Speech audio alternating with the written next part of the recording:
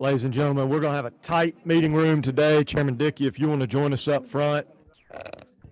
To the members, please find a chair so we can get started here in the next 60 seconds. Thank you very much.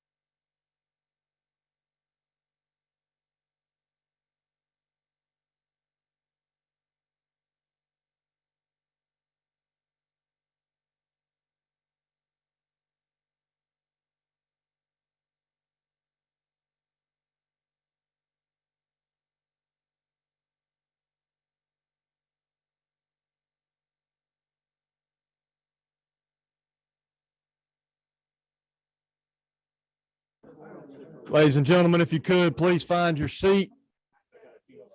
Please find your seat. I will call this meeting of the House Education Committee to order. If you will, please come in and find your seat. We have a full agenda, a full house this morning. And so to our friends near the door, if any members come in, just help them find a seat and we'll throw a folder their way. I'll call on Representative Wade to open us in prayer. Thank you, sir. If you'll join us. Heavenly Father, we thank you for this day. We thank you for all the many blessings that you bestowed upon us, especially that of the preciousness of children, and that when we serve for the purpose of education, we recognize parents and teachers, administrators, all as equals, but ultimately we uplift the child the most. And we'd ask that you guide us in our deliberations to never forget that purpose and that aim. In Jesus' name I pray. Amen. Thank you, Representative Wade. Chairman Dickey, excited to be here this morning with you to talk agriculture. Appreciate you being here. The microphone and the floor yours, sir. Chairman and committee, I appreciate it. We're also going to talk education this morning. So glad to be in your committee in the close quarters here. Some 3 years ago, we're talking LC 510102, House Bill 1303. So some 3 years ago, at the suggestion of Chairman England, we instituted a pilot program, Department of Education, to move, be able to put our ag education program in elementary schools. And as you know, we've had ag ed in high school and middle school, and thought it made a lot of sense to try and see if some elementary schools thought well of that. So Department of Ed developed the curriculum, and the individual elementary schools and systems implemented the program, hired the teachers. It's a great program. It's working well. We started off, as you see in the bill, with some 6 schools, and I brought Billy here with me this morning to Billy Hughes, who over at Department of Ed is going to give you a little update on exactly where the program is now. But we think it's such a good program. We want to extend it out of the trial period and make it permanent, so other schools across our state will be able to have access to this program. And that's really what the bill does. It just takes it from a pilot program to something permanent. And I've asked Billy to come and sort of give us a short update on what he's done with the program. And if that's all right, I'd like to ask him to. Thank you, Mr. Chairman and committee, for giving me this opportunity to share about the success of the agricultural education program in elementary. The bill originally asked us to do several different things, but 2 things I would highlight is curriculum development to include ag education in K through 5 and instruction and collaborative learning experiences through investigation and inquiry. And we've done that. We established our curriculum, and we began teaching elementary ag courses in August of 2019. We started out with 25 schools, then we moved to 27 in the second year, and now currently we have 31 that's across the state. Now, again, all of these programs, some are located in urban areas, some are in rural areas, but all of them are flourishing. We went from 7,000 the first year with the number of students that we had there to currently we're at 14,000 elementary students. I think some of the benefits of this is agriculture and STEM relate to one another. You know, it's my belief that STEM developed out of the need to increase agricultural efficiency. And so that's what most of these schools are doing. They're using the agriculture curriculum to enhance their STEM content. And every school is doing something different in how they're doing it. How they're doing it at Hill City and how they're doing it at Oakley Elementary is totally different, but they're both teaching the concepts of agriculture. We're confident that if we can remove the word pilot from the program, that more schools will offer this program. Currently, unless you're accepted into the pilot program, you cannot receive CCRPI above the bar points. That's only available until every school in the state is eligible to receive this. You know, one of the fastest growing areas for elementary education is also in our urban suburban areas. Fulton County, Clayton County, and Muskogee counties. They developed programs there because they felt like they had an urgent need to tell students where their food came from. Most of the time when you talk to folks in those communities, they say they live in a food desert, and, you know, teaching them about where food is coming from, how animals are used, and the importance of agriculture in our daily lives is very important. So to kind of summarize this, elementary agricultural education gives students in all walks of life an opportunity to learn about agriculture. And it also allows students to use academic knowledge and principles in hands-on learning through agriculture. So we ask that, you know, the word pilot be removed and allow every school to teach this. Thank you. Thank you very much. Very good. Thank you, Billy. And that's the essence of this bill. Thank you. And Mr. Chairman, is it true that you referenced that this has the support of and came out of reference from Chairman England? Absolutely. Well, I just wanted the committee to make sure we heard that Chairman England is a great supporter of our ag ed and many other education programs. Amen. Amen. And thank you for being an advocate, Representative LaRicchia. Thank you, Mr. Chairman. Just wanted to say thank you. Really, you know how passionate I am about for years now serving on the Agriculture Committee with you and then Chairman McCall and how important it is we teach this generation and future generations about what agriculture really is. And I'll give you kind of a quick example. I believe it's as important, if not more important than math, because if you have no farm, you have no food. And that's just quick math. And so thank you for helping to educate our elementary kids about the importance of agriculture. Thank you. Representative Evans, that's you on the corner, or is that Representative Carter? Thank you. I am actually excited that you all brought this. And what my question is, now that the pilot, what were the resources that the schools had? And so as we open up, and I think it's a great thing to do that, what will be the resources provided and what expertise would be needed in order for it to be implemented in some of the other local schools? Great question. Billy, you want to address that? Because we've discussed that.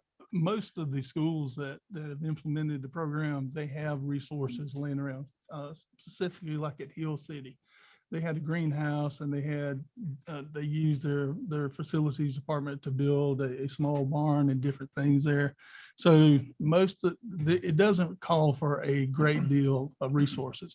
And most of the elementary teachers too have went out like to Tractor Supply or to Lowe's, and they donate to education to give to them. So the stuff that is needed in the middle and high school will not be provided, but usually local community support will provide what's needed for the elementary.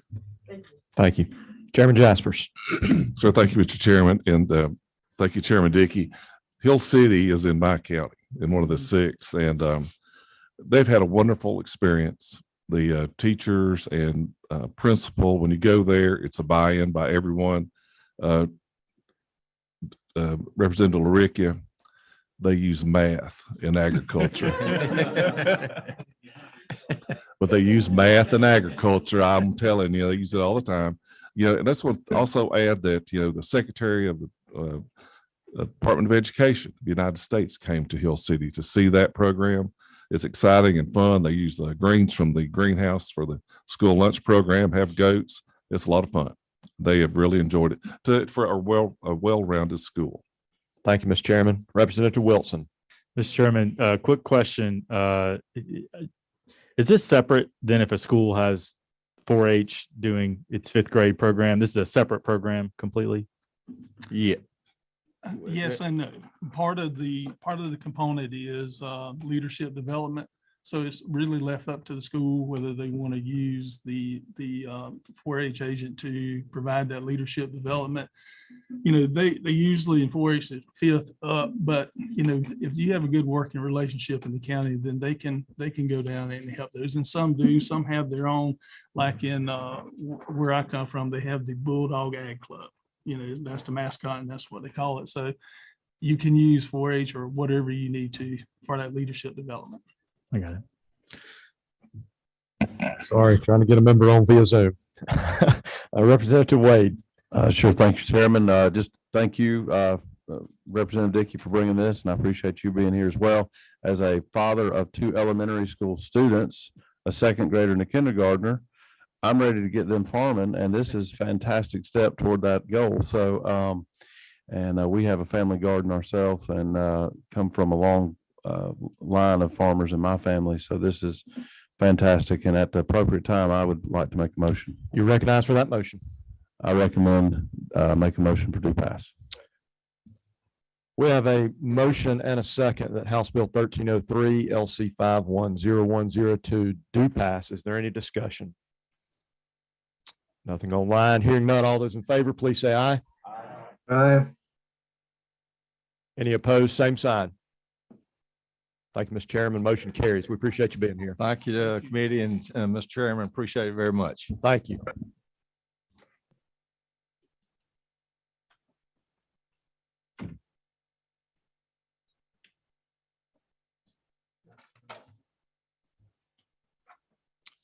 Chairman Jaspers, we'll have your bill, HB 1292 up now. If you want to just, since we're a little tight, if you want to just present from there.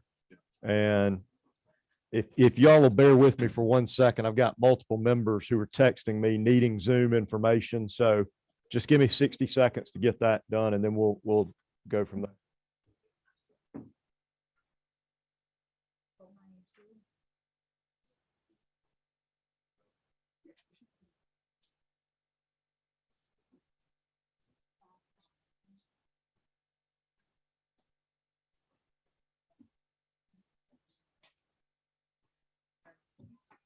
Okay, thank you. Chairman Jaspers, if you will just confirm for the committee, the LC number that we're working on, and then the floor is yours, sir. Yes, sir. Thank you, Mr. Chairman.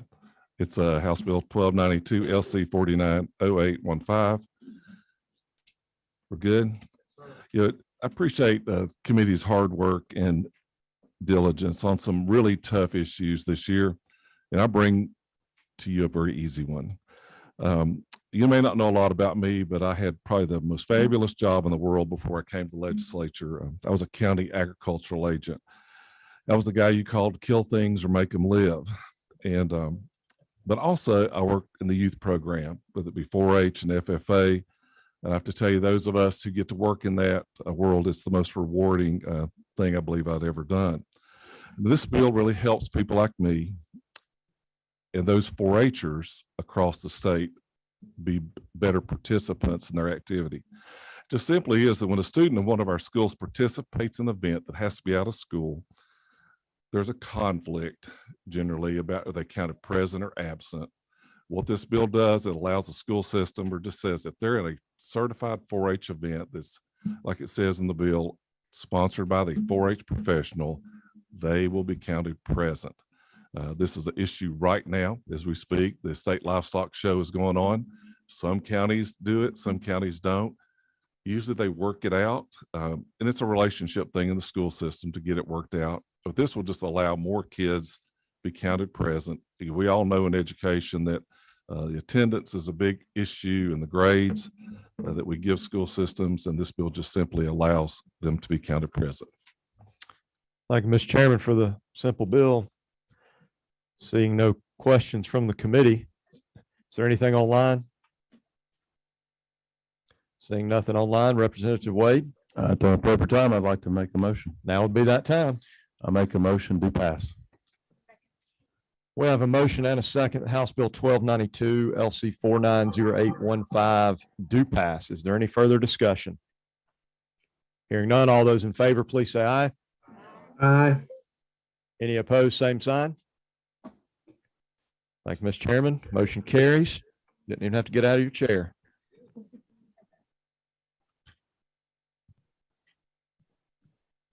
No. All right. Again, if y'all just give me 30 seconds, I think we got everybody but one that's coming on. Trying to be fair to everybody and make sure we've all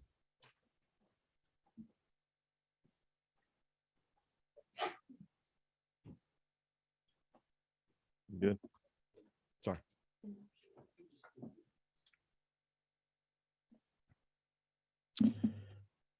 Okay.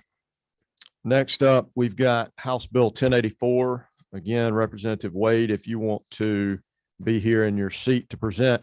Members of the committee, if you will remember, we had a subcommittee meeting on this bill. We've had a hearing on this bill. Representative Wade has just, I think, less than 2 minutes of explanation on this, and then we'll move to the debate period of that bill. So Representative Wade. All right. Thank you very much, Chairman Dubnik. To the committee, I just want to tell you, I appreciate all the input, and I also appreciate the time that I was allowed to work on this bill. This is a bill that has brought a lot of discussion, and I think in a very important discussion in this time in this state, especially as I've said from day one, to make sure that we keep the child at the center of our focus on how we tackle all issues surrounding education, especially those of tough issues. To the committee members, there's only 3 main changes, and these changes came through discussion with folks that had concerns or questions or thoughts and ideas about this issue. And I took each and every meeting very seriously, and I took input, and in many cases was able to use their language. And some of those are from committee members here, as well as organizations and groups and individuals that reached out. I'd take you to line 38 for one of those first changes. Just to clarify, we kind of cleaned this line up to just restate that one of the divisive concepts would be an individual that we would not want teachers to teach. An individual should feel anguish or any other form of physiological distress because of his or her race. We've had lots of discussions. There's a great mental health bill that we're working at. we do not want to divide students against each other and create any more anguish or any distress in our students' lives. And so I think that was a very important and correct cleanup. Also bring you to line 40. I'd like to thank two of the committee members that are here, Representative Wynn and Representative Wilson. There was some questions as to how do we define meritocracy. So we worked to clean up this line, and it now reads performance-based and merit-based advancement policies and practices are somehow racist, that we would ever teach children that their ability to perform at higher levels or that their merit should somehow be misconstrued as negative or positive based on the race. It would be unacceptable. The next change is on line 43.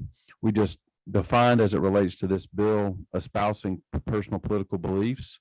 If you'll remember, we're not taking away teachers or students' First Amendment rights, but as it relates to these divisive concepts, I'll let you read lines 43 through 47. Just bring that to your attention.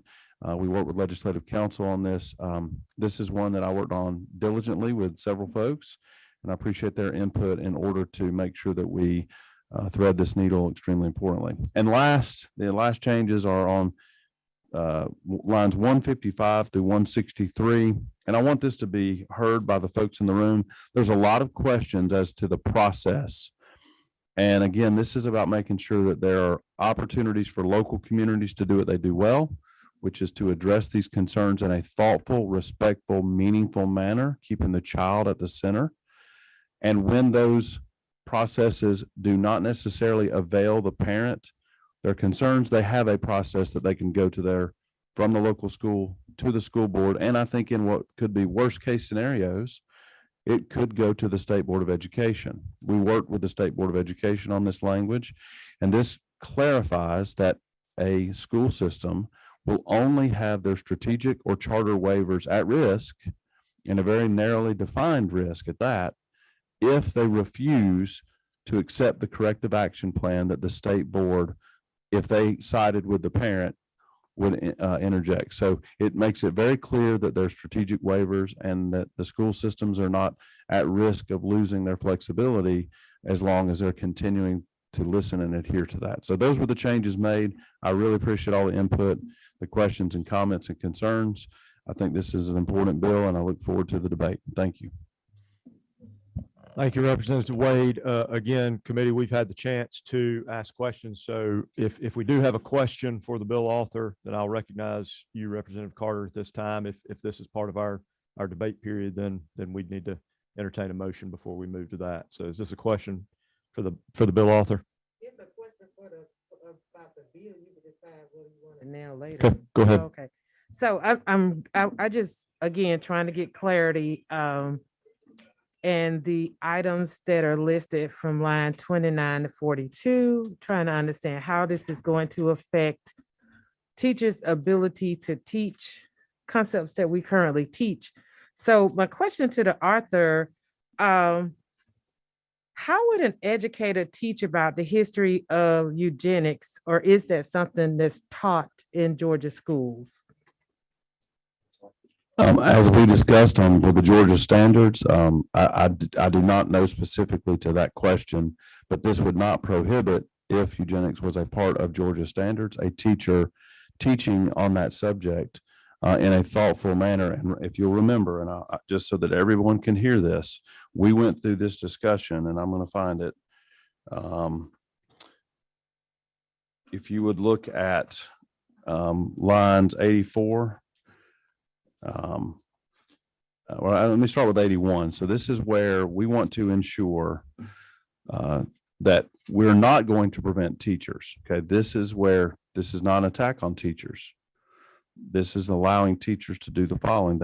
We will not prevent them or prohibit the discussion of divisive concepts as a part of a larger course of instruction in a professionally and academically appropriate manner and without espousing personal political beliefs. And then we continue to discuss those things as it relates to, we will not prohibit the full and rigorous implementation of curriculum or elements of curriculum that are required as a part of advanced placement, international baccalaureate, dual enrollment, as long as it's done in a professionally and academically appropriate manner and without espousing personal political beliefs.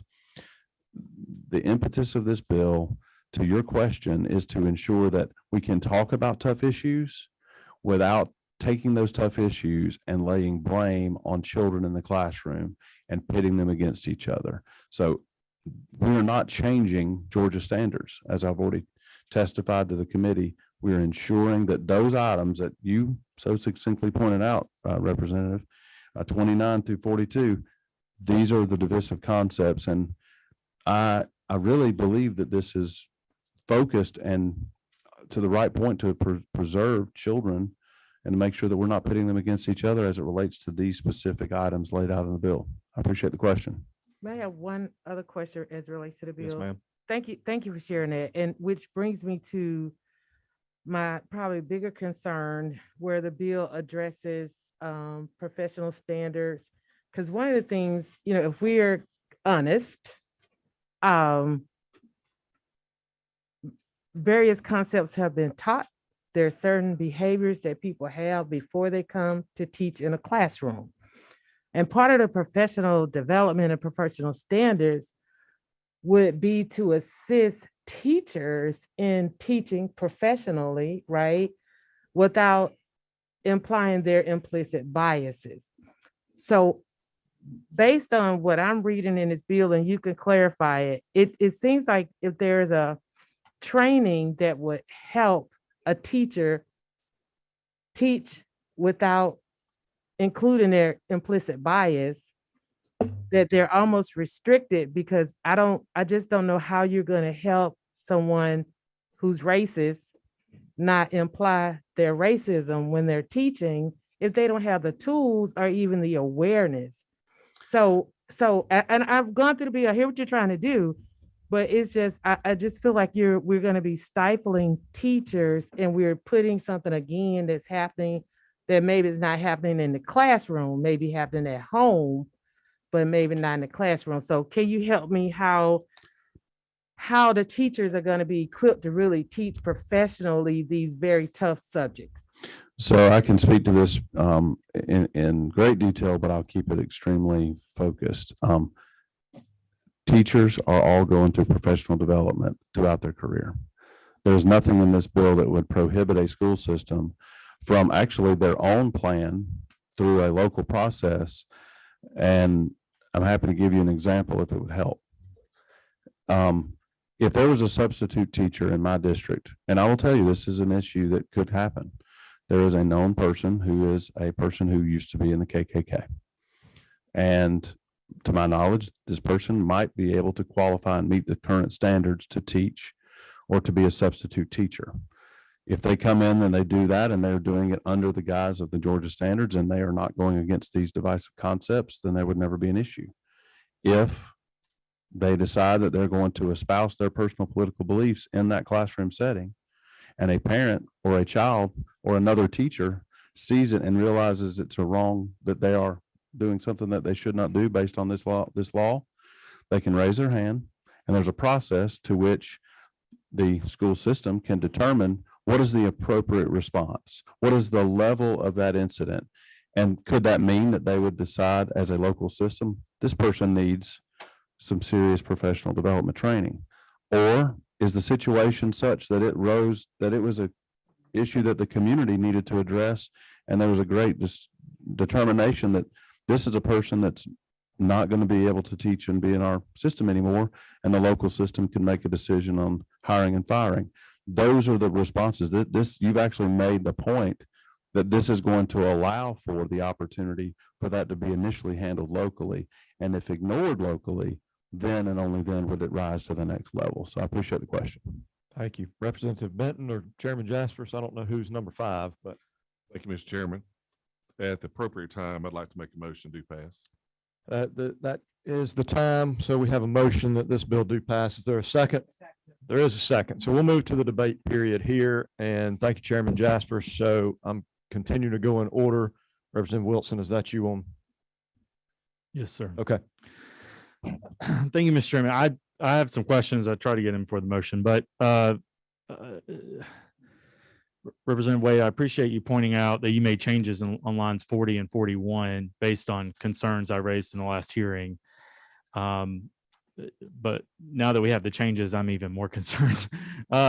The use of the terms here, and I want to put this in the form of a question, but use of the terms here, policies and practices. I'm thinking of maybe a history teacher, social studies teacher explaining affirmative action and why affirmative action was a policy that was enacted, and teaching a policy, the policy that existed before, the outcome that is disproportionately affecting members of a certain race. How does presenting that not trigger this divisive concept definition here? I'm happy to answer that very quickly, very similar to how I answered it last time as it related to the question in line 30. Little words. There is a difference between are and were. And so this would not limit in a historical context as it relates to, and I really want the education community and folks to listen. This is serious. There is nothing that's going to prohibit the discussion of those events in the past. And that even means the recent past. But in the setting of a classroom that is trying to determine that children have an opportunity to do their best and reach their highest height, that in the context of race, that we would say that somehow that they are limited, that their performance is going to be different, or that their merit is going to be different based on that they themselves are somehow pitted against each other. The fact that I use the term are there and not were is extremely important. I think that clears up that concern. So thank you. I think it clears it up for you, but I'm worried about the school officials and the leaders who are going to be implementing this in a very subjective way and not necessarily interpret that the way you are. Maybe if it says policies and practices are categorically racist, but the same concern pops up on line 48 and 49 with the definition for race scapegoating. And this is the same concern I raised in the prior hearing. Race scapegoating means assigning fault or blame to a race or to an individual of a particular race because of his or her race. How do you teach racist actions and events in the past that were racist and were undeniably racist? How do you teach those without falling under this definition of race scapegoating? Sorry. So I want you to think through this. This is as it relates to in the classroom setting under these divisive concepts. Okay. We all acknowledge that there are racists in this nation and in this world, which I testified to. There are racists of all races on this planet. Okay. But this is saying that in the relationship to the divisive concepts, that we're not going to assign fault or blame to a race or to any individual of a particular race just because of their race. So just because there happen to be white people who did atrocities of the past does not make a white child in a classroom automatically racist. It does not make a person that is in Africa right now, that they may have a descendant from Uganda or from another place that is currently practicing slavery in this day and age right now, that just because they happen to be of that race, that because of their race, that they're automatically racist. That's the point of ensuring that we do not pit children against each other in the classroom setting based on their race. And that's the reason the language is used. Again, it is as it relates back to lines 29 through 42. It does not prohibit the discussion of what people in the past did and their impetus. But I can assure you that there are people that were around my ancestors, I don't mind telling you, that were not for slavery. There are people in North Georgia who are descendants of folks that moved here from Ireland or Scotland or, England, and they left because of the threat of debtor's prison. They never owned slaves. They worked honestly in very similar conditions that many folks in South Georgia lived in, who were slaves. Now, they did have that the differential, and I think that's important for a historical reference. But it does not mean that just because that you are a person who is a descendant of a white person that you should be viewed as automatically racist. And that's the point of it. I think that there is a fear, and I acknowledge the fear that teachers feel, and some people in those communities think that they're targeted. This isn't targeting them. This is to protect children and to ensure that adults take their posture as it relates to difficult issues, even their own personal experiences that they may have experienced, and try to look at it from the child's eyes. What can we do to ensure? And that's why we've limited the number of divisive concepts. There are people in my party and in the community that want us to list 50 things. And I rejected many of those because they were not gerund to the focus of protecting children. And I believe that having these three areas, espousing personal political beliefs, race scapegoating, and race stereotyping, if we look at it as to how we build unity, and that is the aim of education and the vast majority of educators, as I testified. We had 83 teachers out of over 150,000 that lost their certificate to teach. It's a very small number.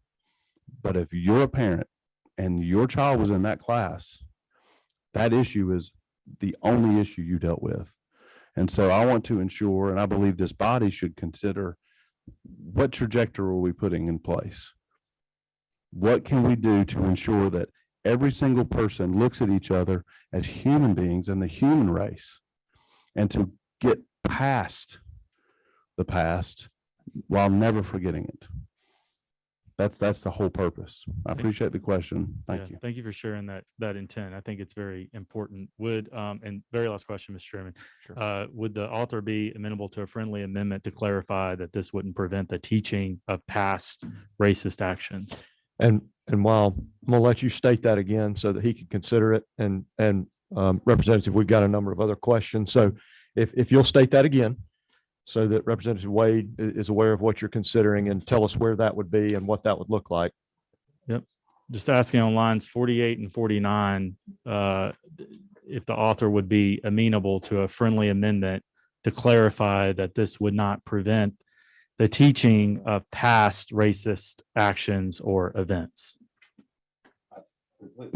I completely have no issue with your idea, but I believe it's thoughtfully put in many other places in legislative council. And I worked, my son is named Walker. And so it's funny because he actually tells me when Michael Walker is calling me because my phone will ring, and we've discussed this. I believe it's clearly stated in the bill, and legislative council can confirm that we've made that attempt throughout the bill in several other places as it relates to that concern. And so it's not that I am not willing to. I think it's already covered when you look at the entire bill. And so with that, I would say I don't think an amendment is necessary.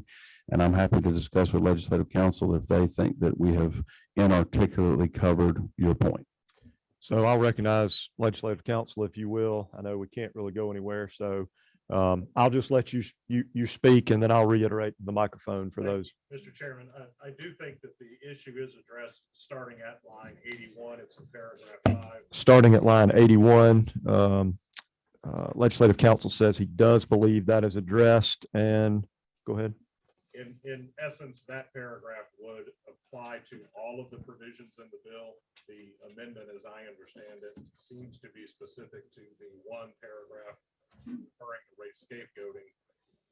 Just from a drafting point of view, if you were going to kind of provide for that exception in that paragraph, you would probably need to then provide it in nearly every other paragraph in the bill, whereas the lines starting at 81 through 83 essentially give you kind of an umbrella coverage of the concept. Right. As long as you're engaged in, or it's as part of a larger course of instruction, as long as it is delivered in that professionally and academically appropriate manner and without espousing personal beliefs, then it would not be prohibited by this bill. Correct. So lines 81 and 83 provide umbrella coverage to the bill and to the concept there. And Representative Wynn, you've been very patiently waiting, so I'll recognize you at this time. Thank you, Mr. Chair. We've had a lot of discussion around this bill, and we have lawmakers, we're all lawmakers, we have lawyers on this committee, and it's still confusing. There's not a way for us to put in a bill how an educator can teach about slavery, can teach about incarceration of Japanese Americans, can teach about history in a whole and truthful way without the fear of doing something wrong in this bill. And I'm very concerned it's going to create a chilling effect where educators feel that they are unable to have truthful and honest discussions with children in the classroom. And as we've gone back and forth with all of this, we as lawmakers can sit here and discuss this here in a committee room, but when we're moving into an actual classroom, my fear is that an educator is going to just say, you know what, I don't want to violate this new law. I'm concerned that it will put my school district at risk. I'm concerned I'm going to do something incorrectly under this bill. How is an educator going to feel like they're not going to be censored? They're not going to get in trouble. If a student says to an educator, if students are going to want to know things, there's a moral obligation. Is slavery wrong? Is an educator going to get in trouble for saying, yes, slavery is wrong? That's inserting a personal belief in here. No. So I've heard the same sincere concern. So I want you to know that I respect you greatly. And I want us to really focus on what is in the bill and try to ignore the power of fear. Okay? I get it. But all the things that you've just explained, Legislative Council and I and many others that are in this room on this committee have worked diligently to address the reality of how teachers will teach. And as a son of two educators, as a spouse of a phenomenal educator, as a person who served on a school board for over 15 years, fighting every day to fully fund QBE, to ensure that we were doing the right things in our school system, to make us go from 70% graduation rate to 95% graduation rate, looking at what teachers are capable of and what honestly families and communities are capable of doing together when we're unified. Focus on what has been defined as divisive concepts. One thing I love about educators is the vast majority of them don't let fear drive them. The desire to do what's best for that child is what drives them. And they don't pay attention often to the concerns that are not warranted. And here's why. Read line 29, read line 30, read line 31 and 32, read line 33. Each of these are the divisive concepts. And so when the GSPA and GSSA and GALE and GAE and PAGE and organizations that are looking at this, whether it's the Anti-Defamation League, the ACLU, let's seriously consider what we have defined as divisive concepts. And honestly, there's only one divisive concept that I have heard from folks that have an issue, and it is a political discussion, and it may be an appropriate argument in college, but I don't believe in K-12, and the parents and the community members that I've talked to believe that it warrants and builds unity by dividing us over the idea that's espoused in line 30. Now, you can argue about that in college, and you can go have your own, you can do a book tour, and you can tour the world, and you can try to convince me that today in 2022, that we're going to say and teach to children that America is a fundamentally racist country. I will agree with you that we have terrible situations that were, and that we do have situations that today that are unacceptable. And this is actually trying to ensure that parents have an opportunity to raise their hand, or a fellow teacher who sees another teacher doing something that harms children and that would somehow make a child feel as though that they are inherently superior to another race. There is not one person in this room, if you're being honest with yourself, that you would disagree that if we had that taught, that would be divisive. That is a divisive concept. That an individual by virtue of his or her race is inherently or consciously racist or oppressive toward individuals or of other races. I don't know any teacher that wants to teach that. But you know what I've been told by some parents? I've had this one situation. Let me tell you about it. This gives them an option to raise their hand and bring it to the attention of a teacher.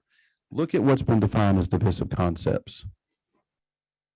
That is where the message should be for all of us, with parents, with the teachers, whoever's recording this, whether it goes on the news or not. This is to ensure that we become the United States of America and that we are united in addressing these issues. I do not believe the fear is warranted. Representative LaRicchia. We got a lot. I'll come back, please. Yes. Is that a problem?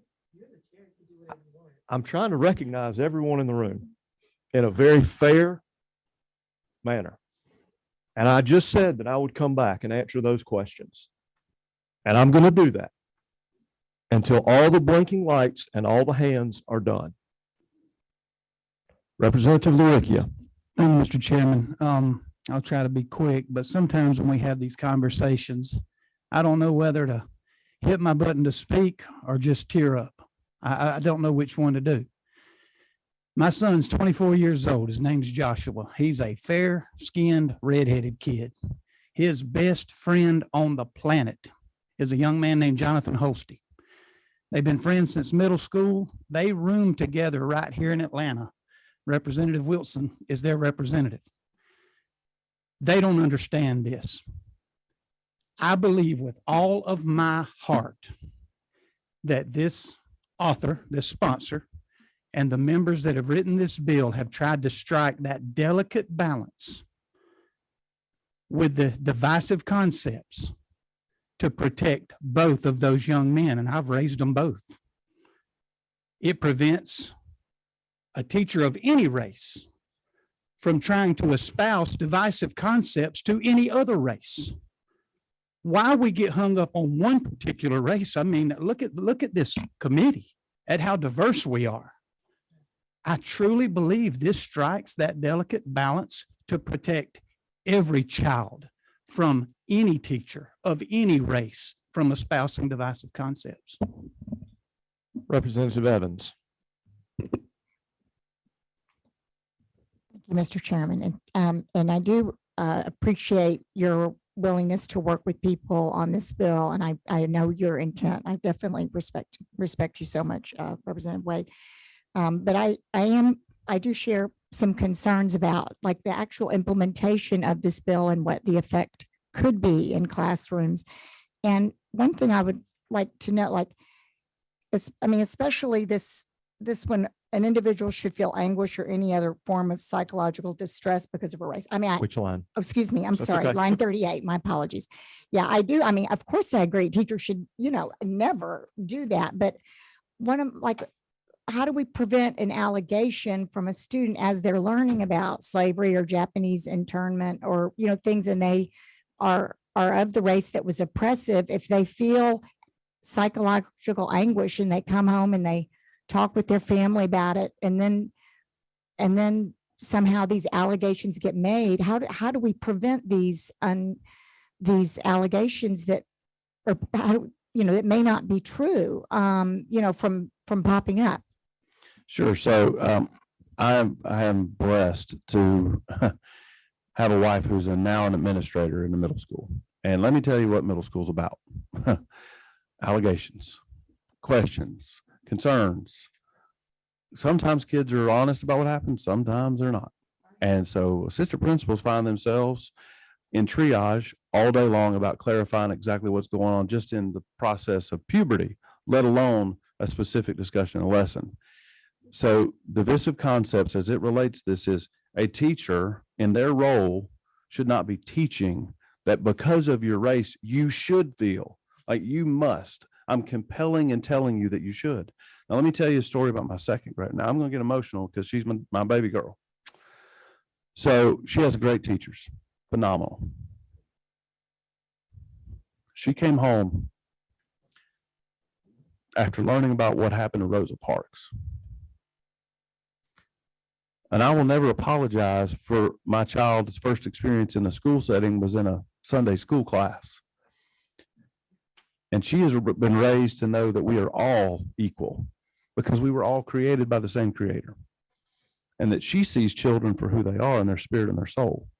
And as a second grader, she comes home and she's just teary-eyed. And I'm like, what's going on, babe? She says, Daddy, why were they mean to Miss Rosa? Why did they do that to her? Just because she had prettier skin than them. That was her comment. She just said that's what she saw. She said, why would they do that? And she said, why did white people do that? And she was just, and then she just started squalling. And she said, why do people hate each other, Daddy? Why do people hate each other? My daughter in that moment, she was feeling anguish.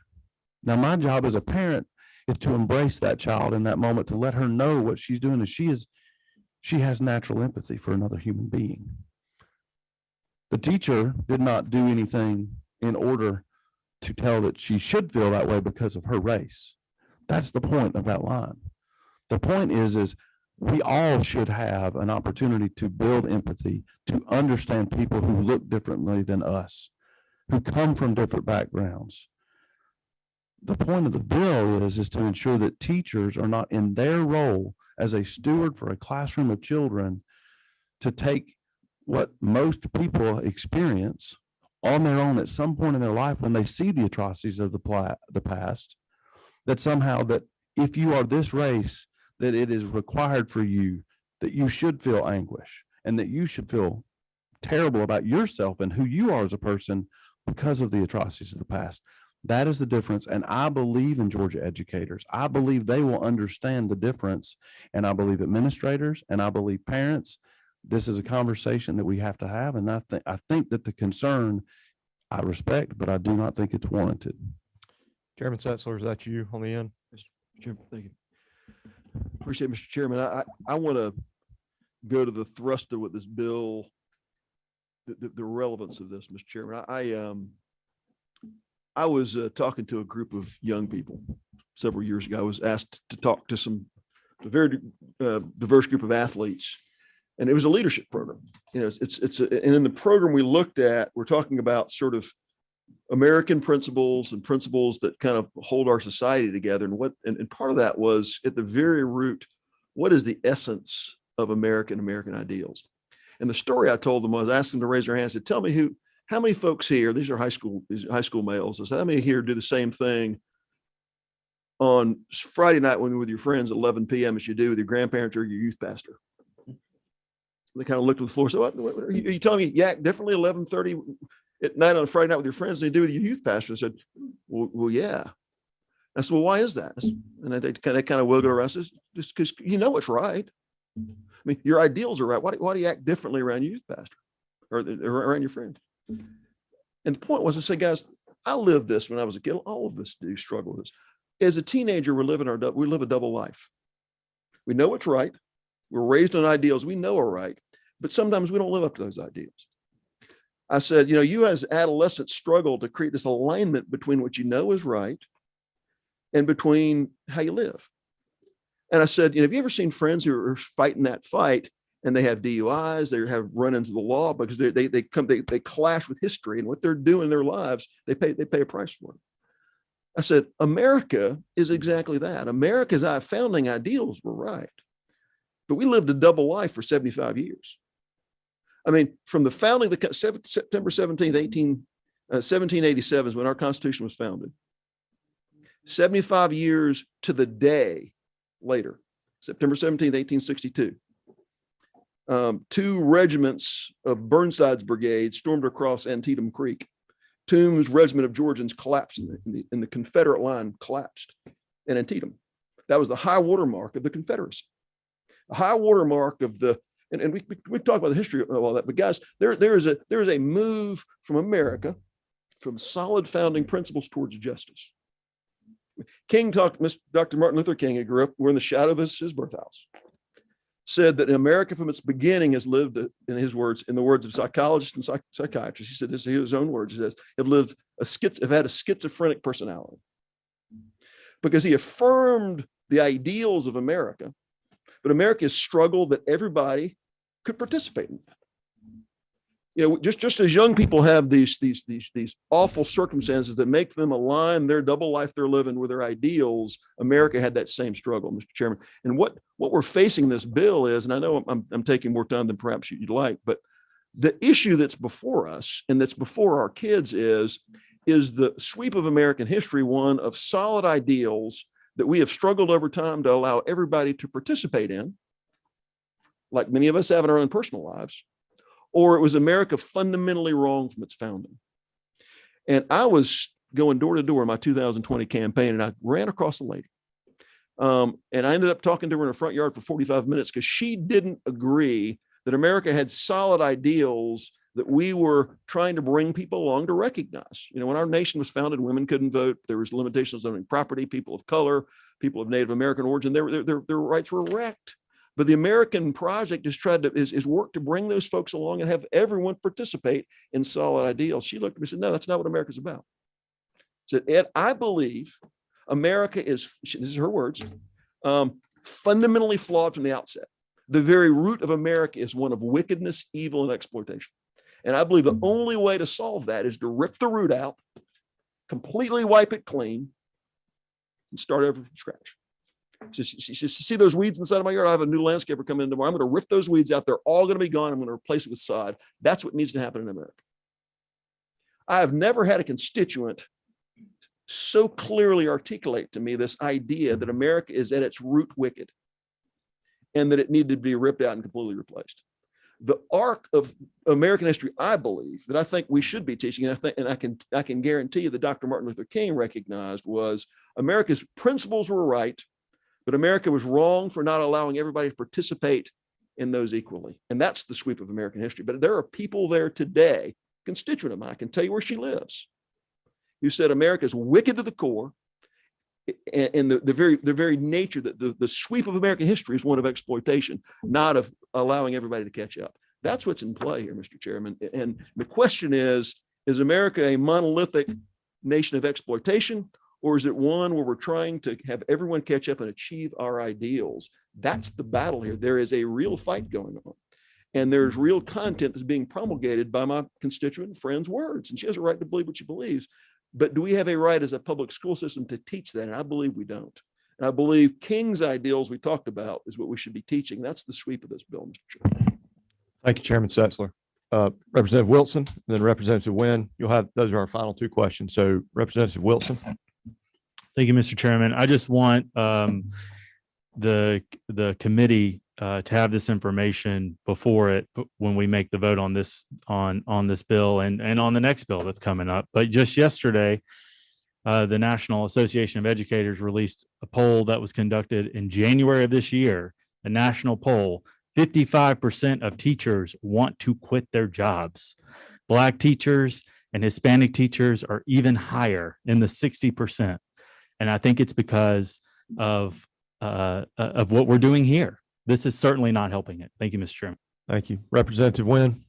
Thank you, Mr. Chair. You know, Representative Chairman, you mentioned we want to keep students at the center of this. And I've had the opportunity and privilege to talk to so many students across Georgia, across races, ages, and they have shared with me the importance of learning about history, the importance of having honest, truthful, and hard conversations with their educators. And it empowers them and it helps them build empathy. And I do want to take this moment and recognize that Representative Dreyer is here. He's a sitting member. He has brought his two young boys here. They're in APS public schools.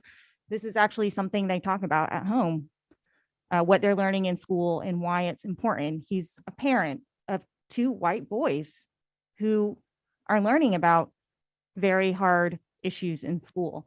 And I wanted to ask Mr. Chair if we could hear from him as a fellow legislator, as a parent of two boys who took the time and asked permission from their teachers to come here and listen to the debate. You put me in a very difficult situation. To parents who have come and asked to testify earlier, 3 times. I have 2 boys at home. I understand what it's like to take them out of school and to be away. Representative Dreyer, thank you for being here. Representative Wynn, I appreciate it. But I've said from the get-go that we would take public comment in subcommittee, even to the point that we've not allowed sitting members of the full committee to be present in a subcommittee to comment.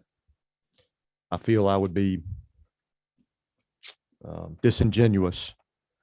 And Representative Dreyer, I say that as a father of 2 children as well, but out of respect for the process, I'm going to stick to what we've laid out in this committee and to respect to the parents who are here. So at this time, there is a motion and a second that House Bill 1084, LC 49088S by substitute do pass.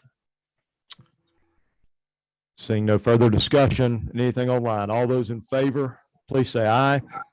Aye. Aye. All opposed, same sign.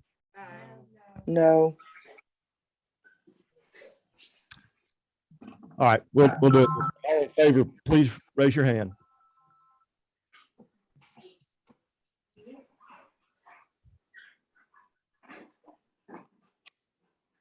We have 2 online. Representative Hill, Aye. thank you. His video is not enabled, so he's by phone. All those opposed, raise your hand.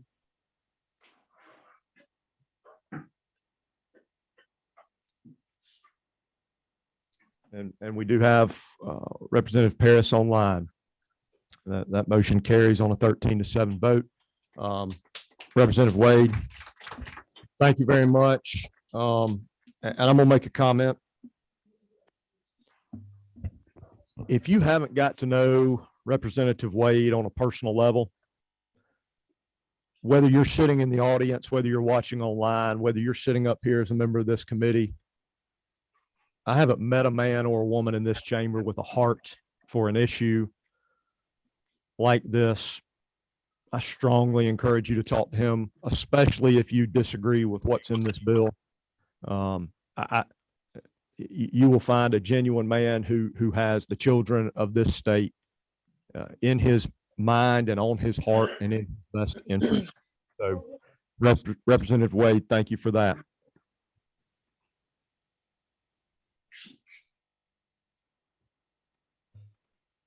All right, ladies and gentlemen, we have, I can find my agenda. We have one more bill to be presented before the committee today, House Bill 1178. Governor's floor leader, Representative Bonner, if you'll join us here at the podium. Give me just a second, Representative. You know who bought it? My mom bought it. Oh, really? Well, if I could. Would you please mute your lines, please? Thank you. I mean, we'll take comment from those as well, but Representative Bonner, give me just a second. Got to just trying to take care of a few things online.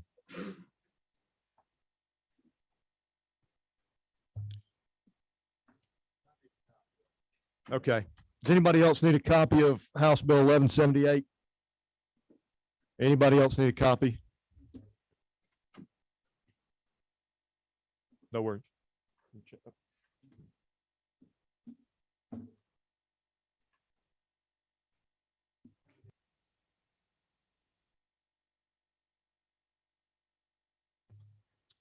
No. Thank you, Madam Pro Tem. We're going to set up a couple more chairs for those of you who want to sit down.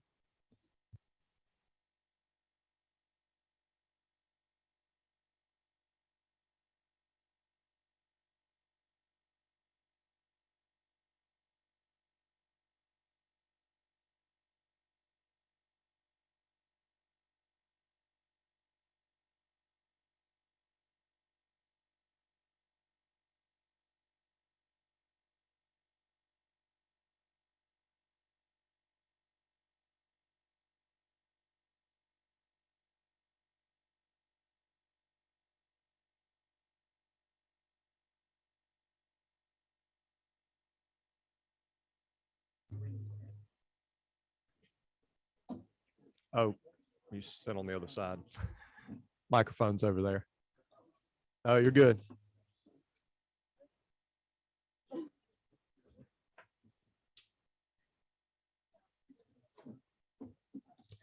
When the music stops, find your favorite chair. All right, members of the committee. Representative Bonner, if you will confirm that we're working on House Bill 1178 and that LC number 490880. And I have absolutely no clue what ECS stands for, so you can educate me now. Executive Council Substitute. Well, see, there we go. All right, the floor is yours, sir. Thank you. Thank you, Mr. Chairman. Thank you to the members of the committee. I appreciate the opportunity. As I did in subcommittee, Mr. Chairman, what I'd like to do, with your permission, is just give a brief overview of the bill, the intent. I can certainly go through. It's a fairly short bill, and then take any questions, comments that the committee or anybody else has. This is House Bill 1178. It's titled the Parents' Bill of Rights. It is a part of Governor Kemp's education agenda. The bill is primarily about one thing, and that's transparency. It encourages a greater partnership between our parents and teachers, and it strengthens our parents' rights in law, and then it centralizes and streamlines the process for parents to get information and provides a framework to provide that information. It codifies parents' rights and responsibilities and the responsibilities of the local school system all in one place. This will make it easier for districts and parents to understand their respective roles. The framework that it provides is an opportunity for parents to request the instructional materials for what's being taught in the classroom. If for some reason that the school does not provide that information, then the parent has the right to appeal that to the local school board. If for some reason the local school board chooses not to provide that information, their next recourse is to appeal to the State Board of Education. This bill is not in any way meant to be punitive. This is meant to be purely a partnership between our parents and our educators in order to continue to build that trust between our parents and teachers. As I'd mentioned in subcommittee, I have the good fortune to represent the folks of Fayette and Coweta County. And in our local school systems, you know, our teachers, they welcome parental involvement. In fact, as many of my friends who are teachers tell me, they could not do what they do without the parents and the community being involved. So this in no way put those two things at odds. I'd heard testimony in subcommittee that I did find disturbing, that this created some sort of battleground in our public schools. I certainly don't see it that way. That's certainly not the intent of the bill. It's simply to provide a level of transparency that I think we can all agree is not only useful, but it's needed in our public schools. Parents want to be a part of that process. Parents need to be a part of that process. And I think our educators want them to be a part of that process in a positive way. So that, Mr. Chairman, is the bill. I'll be happy to answer any questions from the committee. Yeah, can we go back to one thing that you said earlier, Representative? I just want to make sure I have it correctly. In kind of an appeal process, if you will. I heard that, you know, the ultimate could go to the State Board of Education. Before that was a local school board. What was that first piece? The first piece is a request to the local school to get that information. And again, this is information that should already exist. This is essentially the curriculum that's being taught, textbooks. It does not go into, you know, what we would refer to as supplemental materials. The example I use in subcommittee is, hey, you know, Russia is invading the Ukraine. Let's talk about that. Let's show that video clip. Let's talk about that news story. What does that mean? Things like that. It is not meant to put any additional burden on our teachers in that regard.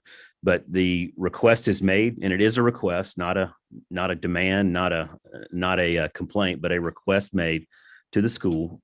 That school has 3 days to either provide that information. If for some reason they cannot provide that information, which again should already exist, then they have to describe what that information is that they will be providing, and they have up to 30 days in order to provide that information. And again, you know, all of this, talking about my own community, for instance, if I were to walk over to Whitewater High School today and ask to see, the book that was being used in my kids' history class, they'd provide that no problem. Well, that's because I know those teachers. I know that principal. I know that those school board members. I know that superintendent, right? So this is meant to help encourage that relationship between our community, our parents, and our school system. But Representative, to your point, if you didn't know, if you were John Q. parent and not state representative, and you didn't know that administrator, that teacher, that principal, that local school board, this would allow for those types of requests to be made, for that engagement to occur, for that dialogue, if you will, to be open, correct? Absolutely. That it allows any parent to come in, and this does not, to be clear, this does not allow someone who, for instance, doesn't have a child in the school system Sure. to just walk in and make a demand of, I want to see the material. There are other avenues for that, but this is purely for parents to get that information. Thank you. Representative Wade. Appreciate it, Chairman and Floor Leader. I'm glad you're here. Appreciate the bill, the intent especially. Can you speak to the committee and let us know a little bit about the work that you did with some of the educational community, working with the department, and did you? I just think it would be helpful for the committee to kind of know some of the process that you went through as you were addressing this. Absolutely. Thank you for the question. As I mentioned, this is a part of Governor Kemp's education agenda. And so early on in his administration, he made it a point to improve public education in Georgia. As a part of this, he recognized a need for this transparency in our public school system in a more uniform manner across the state. So we began to engage different groups, superintendents, educators, parents, students, all across the board, a wide range of folks, a cross section of folks across the state of Georgia. Again, going back to my own community, most of the folks that teach in our high schools and other schools in Fayette County are folks that I grew up with and I went to school with myself. So my level of engagement has been pretty constant, ever since I got elected, with members of our educational community in our area. And they all not only have my email, but they've got my phone number and they know where I live. So I've definitely gotten feedback, and it's all been positive in terms of this bill. Thank you. Representative Wynn, is that you? Yes, Mr. Okay, Chair. thank you. I had a quick question that I wanted to revisit from the subcommittee hearing that was just held previously. I believe Representative Wilson had a point he wanted to bring up, and we weren't able to hear that from him. And I would be curious to hear what it was he wanted the change. Well, I think it was germane to the discussion, actually. Representative LaRicchia, Representative Wynn, I fully believe if Representative Wilson wants to speak that he will, but I'm going to keep going in order since his button is not lit up. Representative Benton. Thank you, Mr. Chair. Representative Bonner, a lot of these things that are listed in the bill here, aren't we already doing these? Thank you for the question. A number of these things are, some are in code, various places, and some are being adjudicated via rule by that school board, that local board. So what this does is two things. It not only brings together all in one place a number of these things that are kind of spread throughout code, but it also puts into code some things that are currently done by rule at the local boards. Follow up if I could. Yes, sir. You mentioned a while ago about current events. The thing with Ukraine and some of these other things that have happened, sometimes that's on the fly when you're trying to get things out there for students, especially middle school students, and you said that it wouldn't affect that in any way, yet you have to show within 3 days, I thought I heard you say 3 days, of what your lesson plan was. Yeah, I'm sorry to clarify. And you make the request, the school has 3 days in order to comply, but nothing in this bill relates to the supplemental materials. So they have 3 days to provide the primary instruction materials. another follow-up. Final Oh, question. Thank you. As a former teacher, on page 2, line 36, you've got review period means the first 2 weeks of each 9-week grading period of the school year. For schools that do not implement, anyhow, does that mean that parents can come in and look at your lesson plans to see what you're planning on teaching? Yes, that's correct. That period of time, they do have that ability, but the bill also provides the ability, anytime during that instructional period to make that request. Does that mean that school systems are going to have to change their rules about having lesson plans turned in each week instead of? Hold on a minute. Yeah, so I will say that we've got Miranda, one of the policy analysts here, that did some work on the bill that can provide input for any specific technical questions. And I think this may be one of those. Miranda, I'll recognize you if you'll sit up here at the microphone.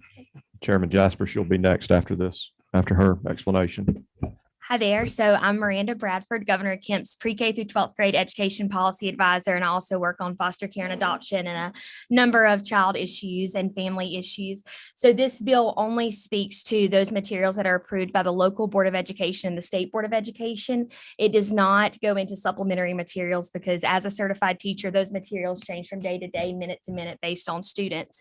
And we believe, that hopefully should be mitigated at the local level. And so in terms of the review period, the 2-week review period, that was worked on with the education community. They thought that was a reasonable time frame to, at the beginning of each grading period, each semester, to go in and review those materials. And then after that, they're no longer able to go in. Thank you. Chairman Jaspers. Thank you, Mr. Chairman. Floor leader, I know we all value the work that school boards do throughout our state. And so the school systems and them still have local control when they're creating the procedures listed in your bill. Absolutely. We really sought to strike that balance between what the state is requiring in this code and the ability of our local school boards to put into place some policies and procedures in order to address these things. So we believe that this does strike that appropriate balance. And again, we did work in conjunction with some of our school superintendents that provided feedback on timeframes and language in order to allow those local boards that flexibility. Okay, and just one more, Mr. Chairman. Sure, one more. We had, and in the subcommittee meeting, we had a lot of great parents who were sitting behind you and great testimony. I think it'd just be a good moment. Just what rights does this bill give parents? Well, thank you for the question. So we spell out those rights. I think it's on page 3, really starting in line 45. But just to spell us out, the right to direct the upbringing and the moral or religious training of their child, the right to review the instructional materials, the right to apply or enroll their child in a public school or as an alternative, private school, religious school. The right to access and review all the records, the right to access information relating to promotion and retention policies, and the right to opt out of photographs or video or voice recordings. And I believe those are all the ones that are, and then the right to withdraw their child from a sex ed course, and then the right to get written notice of any photographs or video that are being taken. So it does pull together, what we as parents almost innately know that our rights are now. What this does is just put these in black letter law to spell those out. And Representative, if I could go back just to add on line 53, or a homeschool program as well. That's correct. And in lines 62, and then later on that video, photography, voice recordings, you're providing opt out for participation in those things, unless it is a matter of public safety, or security. So if there were security cameras, right, that or there was a pep rally and we were filming the pep rally, this doesn't in those cases prevent that, and also offers other opt outs. So I just want to point out to the committee that we are giving those those rights to the parents. So Representative Evans, is that you on the corner? Thank you, Chairman. Yes, so I understand, and I absolutely agree in parents' rights, but I'm not yet convinced of the true necessity of this bill, Chairman, because I feel like so much of this already is in Section 20 of our law. And certainly I have not, I guess I would like to ask you, have you heard evidence where there's been this right to direct the upbringing and moral or religious training of a minor child? Has there ever been a school system that's tried to take that right away? I mean, I feel like some of these things, and then the right to homeschool, of course they have these rights. I feel like it's unnecessary to totally to put this bill together. And I haven't heard any anecdotes from any of my constituents about the school system not providing this information. They've been able to appeal, and question and look at their curriculum. And it's actually it's in their state standards in that section code 20 that they have to be responsive in these ways. So I'm not yet convinced of the necessity of this bill. Yeah, and thank you for the question. This is certainly, one that comes at us. And frankly, this is a question that comes up every year that I've been in the legislature. Why are we doing these things when, frankly, our Constitution only requires we do one thing, and that's to pass a budget every year.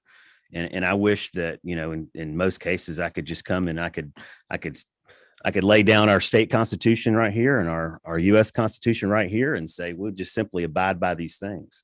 But unfortunately, that's just not how things work. And there oftentimes we need to put into code, put into law, things that we typically do by rule or policy throughout the state. And one thing this does do, I think that is appropriate.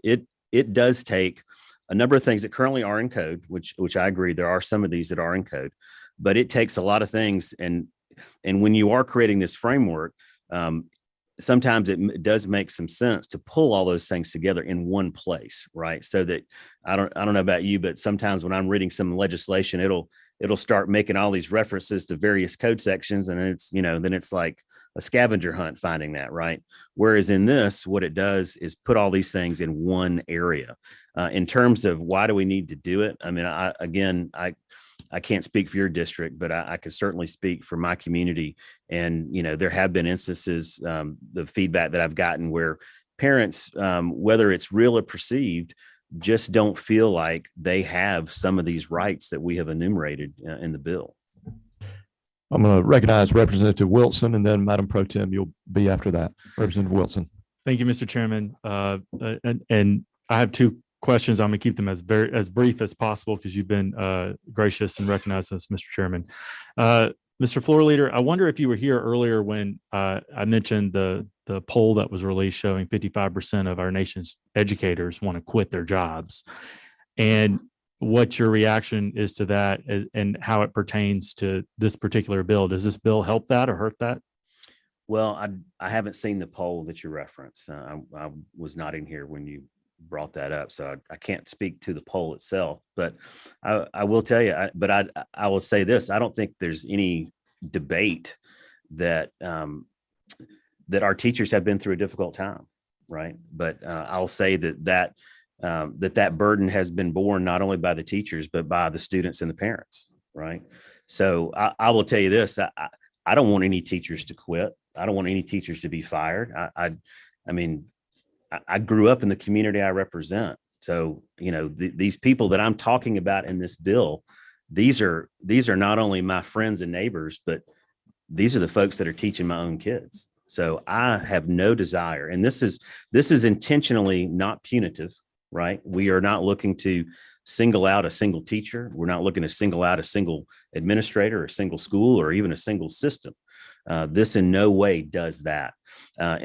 Frankly, I think this has a great opportunity to increase our potential to retain and attract teachers, because I think we can all agree that a teacher would much prefer to be in an environment where not only they were supported by their local administration, but they were also supported by the community and the parents of the kids that they teach. And I think this is a step in the right direction to encourage that. Okay. Uh, I appreciate my colleague Representative Wynn prodding me. The point that I made in subcommittee, or I was trying to make in subcommittee, this bill, Mr. Leader, you've said is about transparency, and to the point that to Representative Evans and others, Representative Benton's point, a lot of this is already in code in other places, but we're kind of pulling it all together in one place to make sure we know what we're talking about. And in that spirit, I wonder if we should not amend this to make clear on the surface of on the face of the bill that we're not talking about supplementary or ancillary material. And I know that is defined elsewhere in the code. And I pulled the books off the shelf in subcommittee and it's in there. But I think that would do a lot to quell a lot of the fears on my side of this issue. And one thing that I'm very struck by is all the parents that testified in subcommittee and shared anecdotes. Those are all about supplementary or ancillary material. So this bill wouldn't even cover those things that they're complaining about. And I think if this is truly about transparency, that's a point that should be made on the face of this bill. Don't you agree? What exactly? Tell me again exactly your point. That we should make it clear this bill is not addressing supplementary or ancillary material. Well, I think that's clear starting on lines 27 through 30. It references a code section in another part of the code. And to my point, we've pulled a lot of pieces of the code that are elsewhere, that live elsewhere in the code, pulled it all together into this bill. And Representative Benton and Representative Evans made that point. A lot of this is already in code, but we put it all together in this bill so we all in this room know what we're talking about. Shouldn't we then also, in the spirit of transparency, make it clear on the face of this bill, we are not addressing supplementary or ancillary material? And I'm going to ask our legislative counsel once again to chime in here if he will. And maybe this time, since we've got more people online, if Representative Evans, if you could let him borrow your microphone for a moment, please.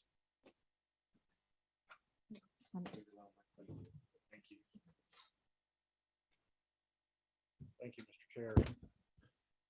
The definition for instructional material is provided starting at line 27 in paragraph 2, and it refers to instructional materials and content as defined pursuant to code section 20-2-1010 and locally approved instructional materials and content as defined in subsection A of code section 20-2-1017.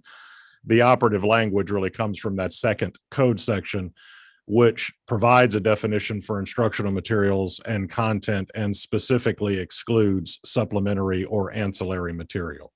So by defining instructional materials and referring to a definition elsewhere in the code, it is adopting that definition, which expressly excludes the supplementary and ancillary materials. Thank you very much. Madam Pro Tem. Much and thank you, Representative Bonner, for bringing this bill. I did want to point out a few things. The first is I've heard Representative Wilson about this poll, and so I hear this come up every few years that teachers are unhappy and this percent are leaving, usually to justify killing a bill or passing a bill, depending on what your perspective is. And so I went back a couple of years ago and I looked at the percentage of teachers that that would leave after 5 years, which is the typical most common time that teachers would leave, sometime in that period, new teachers. It hasn't changed in 20 years. The only thing that generally changes over time is more related to the economy than a particular piece of legislation. And during the Great Recession, we had new teachers graduating from our teachers' colleges all over the state that could not find a job because we had to cut back on the state budget, local school systems. For the first time in the history, since records have been kept in the United States, their property tax digest went down, so they had less money as well. And so we had an overabundance of teachers because we had increased class sizes. What we have found when the unemployment rate is as low as it is today, teachers have other options that perhaps are already thinking, maybe this isn't the profession for me, or they just became newly certified teachers and they choose to go into another field. I don't think this bill will have any effect on that one way or the other, but it is oftentimes used as a good excuse. But with regard to supplemental materials, I have full confidence in 180 school boards and superintendents to interpret whether or not this applies to supplemental materials. I don't think putting it in a bill is gonna, I doubt if 170,000 teachers are going to go read this bill and go, oh, there we go. I don't have to do supplemental materials. They'll hear that from their principals and their superintendents and their school boards. And finally, I do think the meat of the bill, to sort of clarify something, a lot of it really begins on line 91. So many of these things are currently in code, and many school boards like mine, Fulton County, already post much of this on their website, but not all do. And I do think, in the spirit of transparency for parents, which is what they really want, especially after many of them have been teaching their children now partly, or, partnering with their school and their teacher, it's created an additional yearning to know more about what their children are learning. And so starting on line 91, whether or not this is in law or not, there's a process put in place for the first time uniformly across the state that you will make this available to parents. There'll be procedures. The word is used over and over, procedures for parents to know about what's in law and how it should be dealt with. I think that's a very important aspect of this bill, and it supersedes whether or not, the question of whether or not it's currently in law. It sets up a process for parents so that they can be more involved. Thank you, Mr. Chair. Very well said. Thank you, Madam Pro Tem. Okay, Representative Carter and then Representative Nguyen. You're number 7, sorry. Thank you. Thank you. And I hear you, understand what you're trying to do. And you said transparency a lot, insinuating that there isn't any, but I also heard you say you have a great relationship within your school district. And as a parent, I've never had a problem with getting information, but then talking to people in my district and superintendents in particular, they are concerned from the standpoint of the necessity of the bill.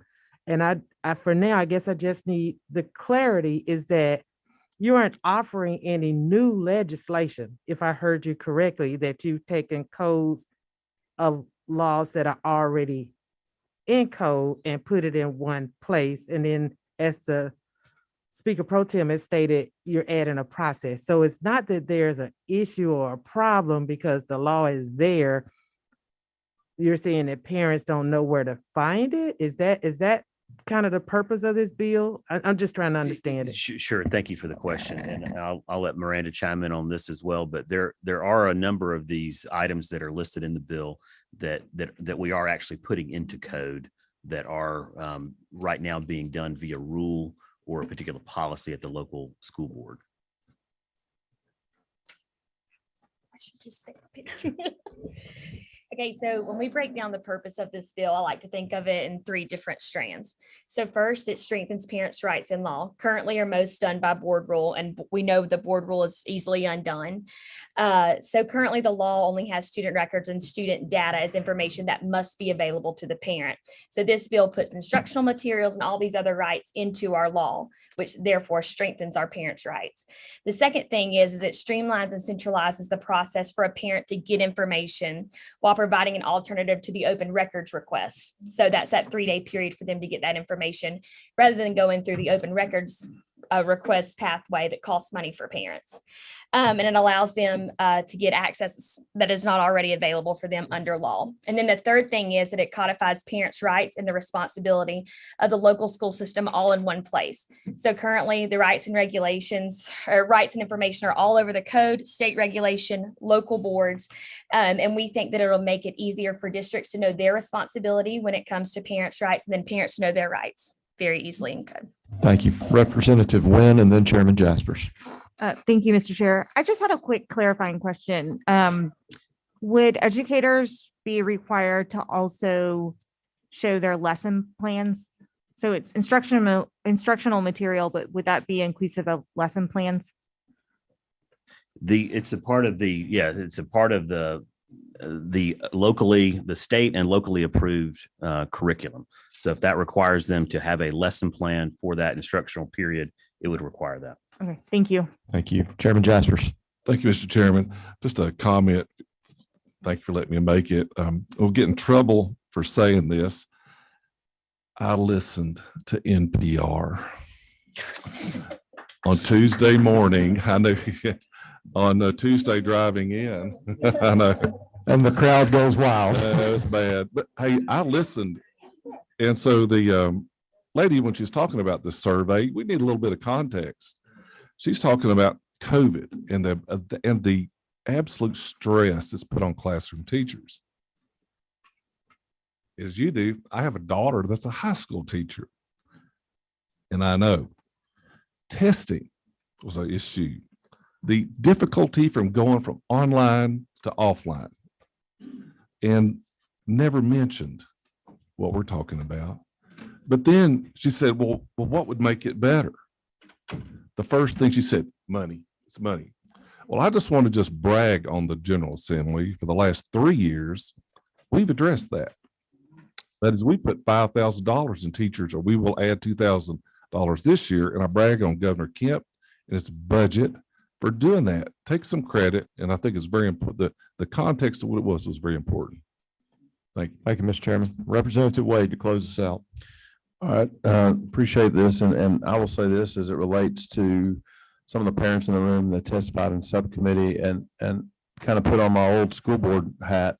One of the things I really like about this bill, and for me, I read this as a person who has an education background. The lines 91 through 95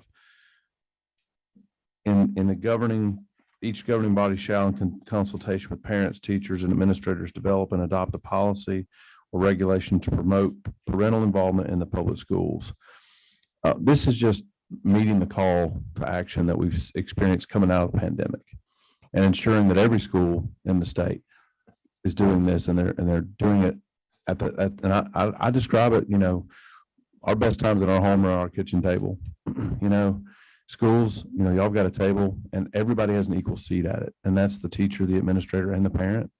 And this is going to allow for parents to have the opportunity to share concern, provide input, and help develop in that local system. I would also say that I'm of the opinion that it's actually important that the supplemental pieces aren't mentioned, as the legislative council referenced, but through this process, all 180 systems, there may be communities in which when they go through this process, they may determine, what, we need to address the parents' concern locally and come up with a local solution relating to maybe certain types of supplemental, right? Or maybe it may be more direct for an elementary school setting versus a middle or a high school. And this still allows for local control and input. And I think that's powerful as it relates to having this all in one place. And I can tell you, as a school board member who went through the process of becoming a charter system, I remember some folks being really concerned about having governance councils at every single school. And let me tell you, once we became one of the first charter systems in the state, it strengthened our community. Out of that came a philosophy, which was One Dawson. And I applaud my former superintendent, Damon Gibbs, who's going to be retiring at the end of this year. I mean, he brought a community that was coming out of a recession. And I'll say this to Speaker Pro Tem's point, my county had the second largest drop statewide in our local property digest. Dawson County had a 37.3%. I'm a member's guy. My dad taught math. That's just how I work. There's always going to have to point something.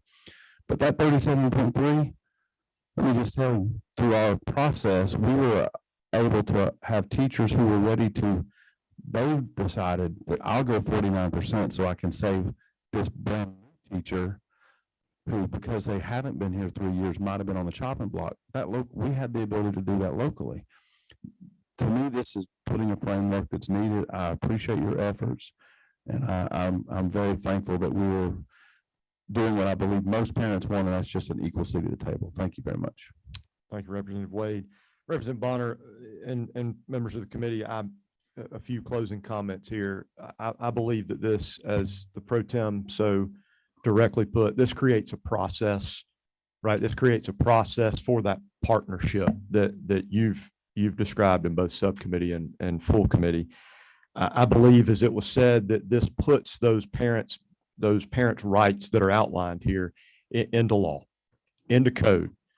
With all due respect to our friends at Legislative Council, yes, we do pull a lot of things together, but I'm encouraged as a parent that this is specifically outlined and stated there.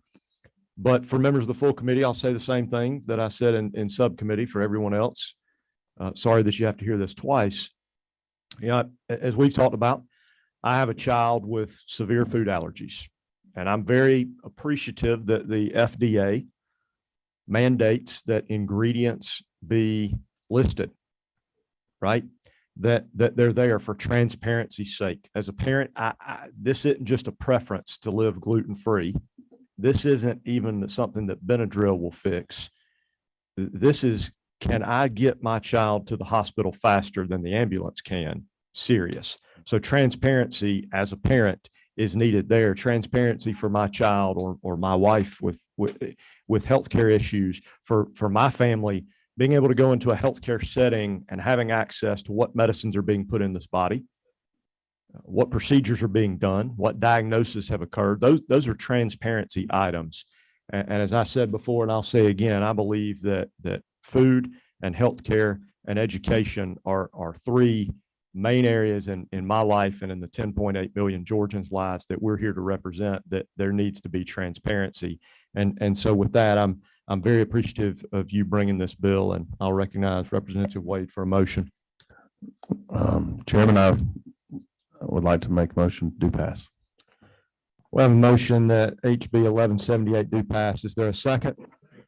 There is a second. So we have a motion and a second, HB 1178, LC 490880 ECS do pass. Is there any further discussion?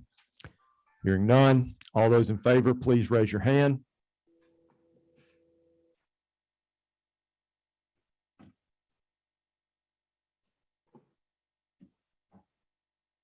We have two online raising a hand. Representative Hill, I know you are on your phone. If you could.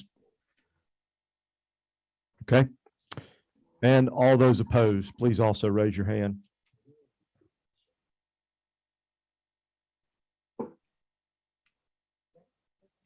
We do have one online who's raising a hand, and so this motion carries 13-6. Okay. Thank you, Representative Hill. So this motion carries. This bill will move on to rules. Ladies and gentlemen of the committee, thank you for being here today. Thank you for your timely input. We